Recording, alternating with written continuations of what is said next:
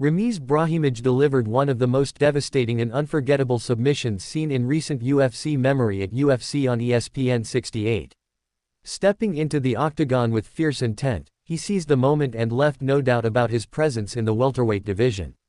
Facing Billy Ray Goff in a high-stakes matchup, Brahimaj wasted no time setting the tone. With sharp movement and fast pressure, he quickly cut off the cage and forced Goff into uncomfortable positions. Both fighters started aggressively, but it was clear that Brahimaj had only one mission: to finish and to finish early.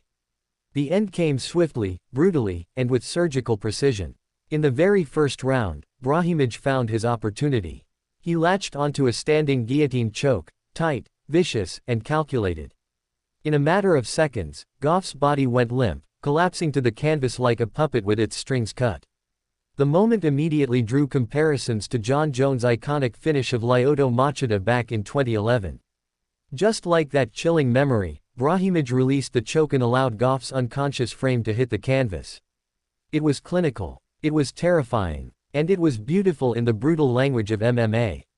With that victory, Brahimaj improved his professional record to 12-5 and moved to 4-3 inside the UFC. But more impressively, he preserved his 100% finish rate. Every single win in his career has come via stoppage. There are no decisions padding his resume. When Brahimaj fights, he finishes. In his post-fight interview with Daniel Cormier, emotions poured out of him. "This was more than a win. This was a resurrection. I feel like I'm home," he said with a voice filled with pride and relief. "I was going to hang up these gloves 2 years ago due to injuries. I know it's God pushing me toward this journey, so I'm here." He stood tall, not just as a victor, but as a man who stared down doubt, pain, and adversity and came out stronger. His performance didn't just earn him a win, it earned him new believers. Now riding a 2-fight win streak in the UFC, Brahimaj's future looks brighter than ever. His confidence, his skills, and his message all resonated on a night when the MMA world was watching. Dustin Jacoby also made a thunderous statement on the card. He squared off against Bruno Lopez and ended things in just 1 minute and 50 seconds of the very first round. Known for his technical striking and crisp power shots, Jacoby didn't let Lopez get comfortable for even a second. With perfect timing and footwork, Jacoby delivered a series of punches that dropped Lopez and forced the referee to step in. It was a classic Jacoby performance: efficient, accurate, and deadly. Ketlen Vieira continued to show why she remains a contender in the women's bantamweight division. She fought Macy Chiasson in a gritty, technical battle. Over 3 rounds, Vieira used her clinch game, takedown defense, and striking to win a unanimous decision. Her control along the fence, strategic output, and poise under pressure earned her scores of 29-28 twice and a 30-27. Chiasson had moments of aggression, but Vieira's experience and discipline were too much to overcome. Zachary Reese battled Dusko Todorovic in what turned into a closely contested middleweight showdown. Both fighters had their moments, but it was Reese who edged out the unanimous decision. He used superior cage control, volume, and late-round surges to secure all 3 scorecards at 29-28. Todorovic pushed back in bursts, but Reese's ability to weather the storm and rally late made the difference.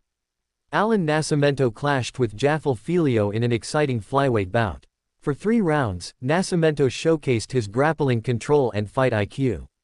He constantly put Filho on the defensive with well-timed takedowns and smart positional awareness. Despite Filho's tenacity and striking output, Nascimento's consistency earned him a unanimous decision, with all 3 judges scoring it 29-28 in his favor. It was a high-paced battle that highlighted the technical depth of the flyweight division. Jordan Leavitt stunned fans with a lightning-fast submission over Kurt Holobaugh. Just 1 minute and 39 seconds into round 1, Leavitt locked in an anaconda choke and squeezed until Holobaugh was forced to tap or go out. It was a brilliant display of leverage and timing. Leavitt saw the opening during a scramble and capitalized instantly, showing the kind of opportunism that makes him so dangerous. Balaji Oki earned a hard-fought win over Michael Aswell Jr. in a competitive 3-round war. Oki used crisp boxing, sharp counters, and consistent pressure to win the decision on all 3 judges' scorecards. Aswell showed heart and kept it close, especially in the later rounds, but Oki's early work and cleaner striking did enough to keep him ahead. The win marked another step forward in Oki's promising rise through the ranks. Alice Ardelin stepped into the cage against Rayanne dos Santos in a women's strawweight bout and walked away with a unanimous decision win. Ardelin displayed excellent composure and a well-rounded skill set, mixing strikes and grappling effectively. Dos Santos attempted to turn the tide with flurries of offense and aggressive combinations, but Ardelin's control and volume kept her in command across all 3 rounds. Though the original main event between Erin Blanchfield and Macy Barber was scrapped at the last minute, the card was far from disappointing.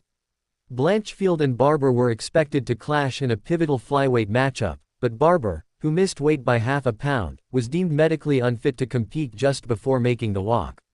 The last-minute cancellation sent shockwaves through the broadcast in the MMA world.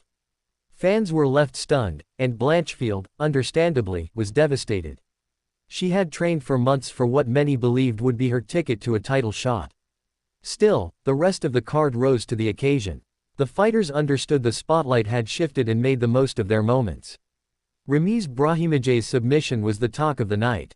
From the technique to the intensity, everything about that guillotine was world-class. It wasn't just a win, it was a message to the rest of the welterweight division. Dustin Jacoby's knockout served as a stark reminder that he remains one of the division's most dangerous strikers. Ketlin Vieira, with her veteran savvy, reminded everyone that experience and discipline can overcome size and aggression. Reese, Levitt, and Nascimento each took steps forward in their respective divisions, adding more depth and excitement to the UFC's growing roster of talent. For Brahimaj, this night marked a turning point. Injuries nearly ended his career, but instead, they fueled a comeback story that's still being written. His submission will be replayed, analyzed, and admired for years to come. And perhaps most importantly, it solidified his reputation as one of the most dangerous finishers in the game. He's not just here to compete. He's here to conquer. With momentum on his side and the fans behind him, Brahimaj's journey is just beginning.